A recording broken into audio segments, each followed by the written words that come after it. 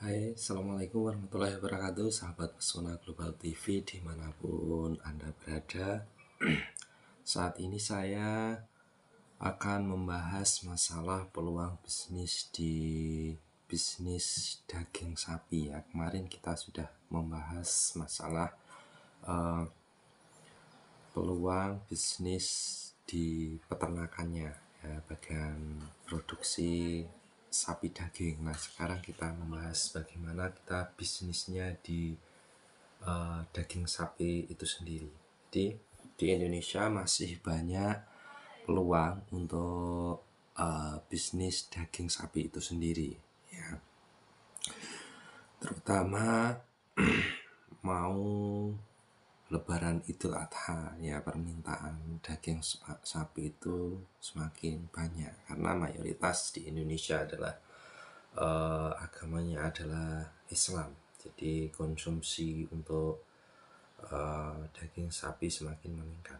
Terutama di Indonesia ini juga pertumbuhan penduduknya juga semakin banyak. Jadi tingkat kesadaran dan tingkat konsumsi untuk daging sapi di Indonesia itu juga semakin meningkat. Jadi beberapa faktor yang mendukung bisnis ini antara lain yaitu tadi sudah saya sebutkan, yaitu pangsa pasarnya yang semakin tinggi ya. Karena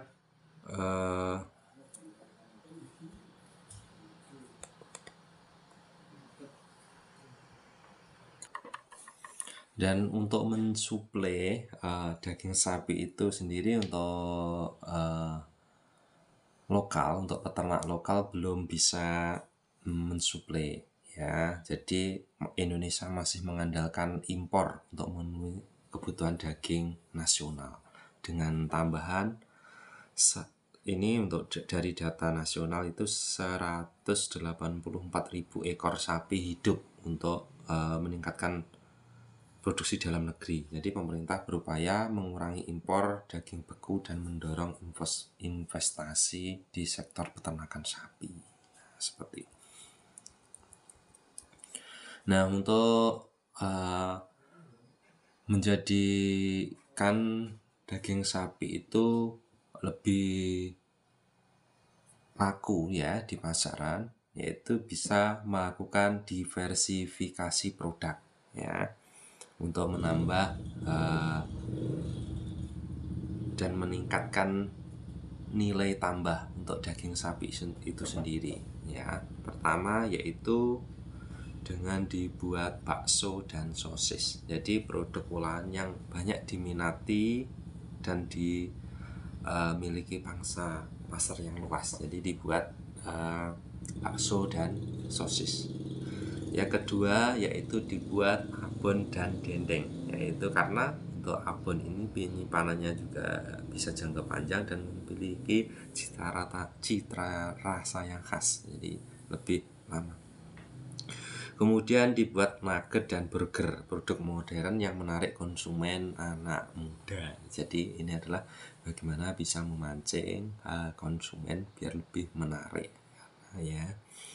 Selanjutnya dibuat olahan siap saji seperti rendang, kemasan, daging sapi kalingan yang praktis untuk dikonsumsi. Nah, ini adalah bagaimana strategi untuk membuat konsumen itu lebih suka untuk mengonsumsi daging sapi.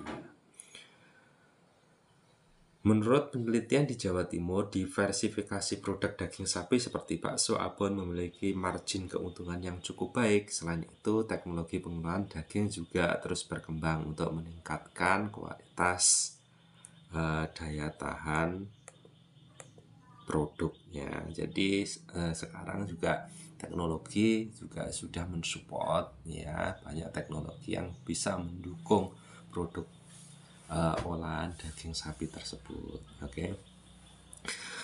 Terus di sini ya, strategi pemasaran yang efektif ya. Untuk karena di setiap usaha juga bagaimana kita bisa membutuhkan strategi pemasaran yang efektif ya, butuh pemasaran yang efektif untuk meningkatkan penjualan dan daya saing di pasar. Ya. Pertama, yaitu menentukan target pasar, identifikasi segmen konsumen paling potensial seperti restoran, hotel, atau pasar tradisional. Jadi kita harus bisa tahu bagaimana target pasar kita, entah itu restoran, hotel, atau pasar tradisional. Ya, karena beda target pasar juga beda penjualan. Selanjutnya adalah membangun brand awareness. Pastikan merek dan usaha Anda dikenal oleh konsumen melalui media sosial, iklan, maupun promosi langsung. Jadi sekarang juga karena meningkatnya media sosial, itu ada juga peluang juga bagaimana kita untuk mengiklankan usaha kita melalui media sosial, terutama media sosial yang sekarang lagi tren seperti platform-platform, apalagi platformnya khusus jualan maupun jualan plus hiburan. Selanjutnya adalah meningkatkan kualitas produk. Pastikan daging sapi yang kita jual memiliki kualitas terbaik dan standar kebersihan dan keamanan yang tinggi. Ya, apalagi sekarang juga kesadaran untuk kesehatan itu juga cukup tinggi gitulah, untuk bagaimana kita bisa menjaga kesehatan, ya, memilih makanan-makanan yang sehat. Masyarakat itu sudah mempunyai kesadaran yang tinggi untuk memilih makanan-makanan yang sehat. Jadi kita juga harus bisa memilih produk yang sehat dan berkualitas. Selanjutnya menggunakan media promosi yang tepat, ya. Karena promosi yang tepat juga akan membuat efektivitas dana kita untuk membuat promosi, seperti marketplace, media sosial, website yang menjangkau dari berbagai kalangan dan pelanggan, ya. Selanjutnya membangun hubungan baik dengan pelanggan. Yang tidak kalah pentingnya, ketika kita sudah punya pelanggan, walaupun berapa persen, kita harus tetap menjunjung baik hubungan kita dengan para pelanggan, karena itu adalah aset kita yang berharga, ya. Agar semua itu tetap terjaga loyalitas, ya, loyalitas agar tidak lari dari kita. Oke. Strategi pemasaran yang tepat membantu bisnis kita berkembang dan bersaing pasar yang semakin kompetitif. Karena sekarang juga bisnis di bidang daging ini juga cukup kompetitif, baik yang skala tradisional maupun yang skala modern. Kita juga harus menjaga kualitas, baik loyalitas pelanggan maupun kualitas produk kita. Selanjutnya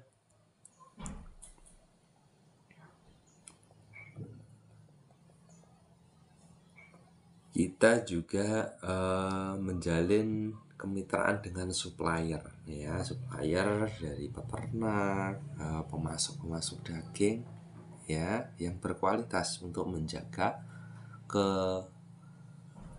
kepuasan para pelanggan. Jadi harus yang diperhatikan juga dari pemasok, itu juga harus kita perhatikan, ya.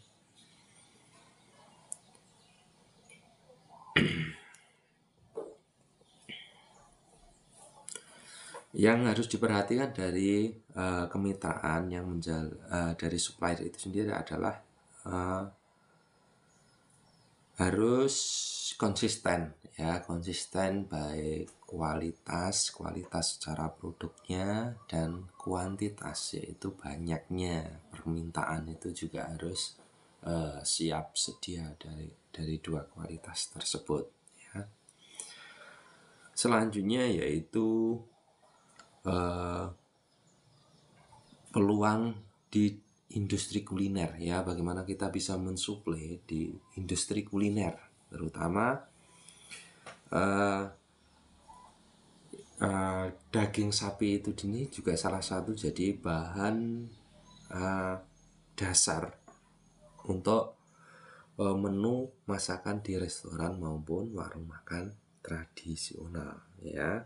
Karena daging sapi memiliki peran penting dalam industri kuliner terutama di Indonesia di mana konsumsi terus meningkat berdasarkan pusat data dan informasi pertanian. Pertumbuhan daging konsumsi sapi kerbau meningkat yaitu 1,30% per tahun dari periode 2023 sampai 2027 ya.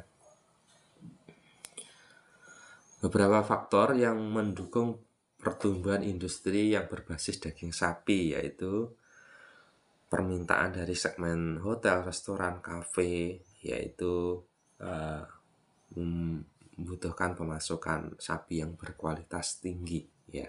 Jadi yang premium biasanya kalau di restoran maupun di hotel maupun di kafe gitu.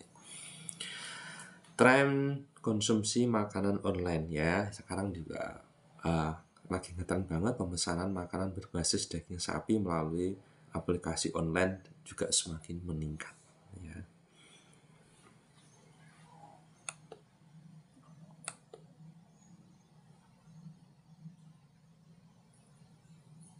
Karena permintaan daging premium itu juga semakin meningkat yang berkualitas tinggi. Oke. Di sini juga ada tantangan juga selain peluang-peluang yang ada, jadi harus diperhatikan juga sebagai pemain daging sapi ya, bisnis daging sapi, yaitu ketika impor itu kurang memenuhi, yaitu masih ketergantungannya sama impor ya. Terus yang kedua adalah fluktuasi harga pakan, karena harga pakannya naik turun otomatis harga daging juga naik turun, itulah yang perlu diperhatikan. Selanjutnya adalah adanya penyakit PMK ya, mengganggu produksi dan menyebabkan kerugian para peternak ya, karena juga kita sudah lihat dari berbagai media ketika ada PMK itu juga mempengaruhi produksi peternakan itu sendiri. Jadi harga pasokan itu juga akan turun juga ya. Persaingan dengan daging impor ya, karena daging lokal itu juga ada persaingan dengan daging impor ya. Dan pengelolaan dan pemasarannya masih banyaknya kendala. Oke.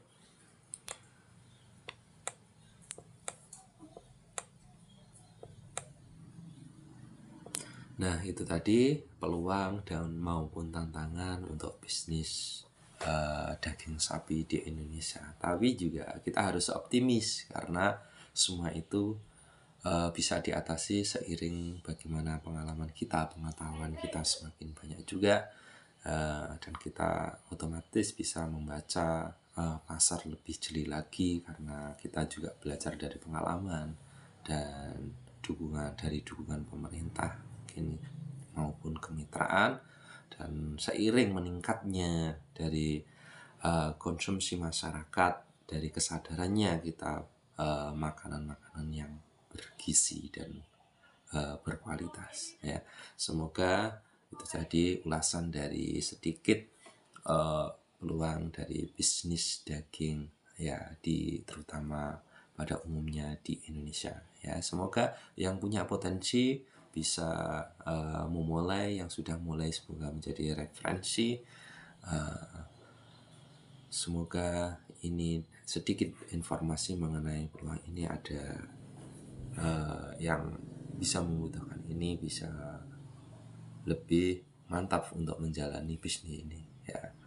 Cukup sekian dari saya.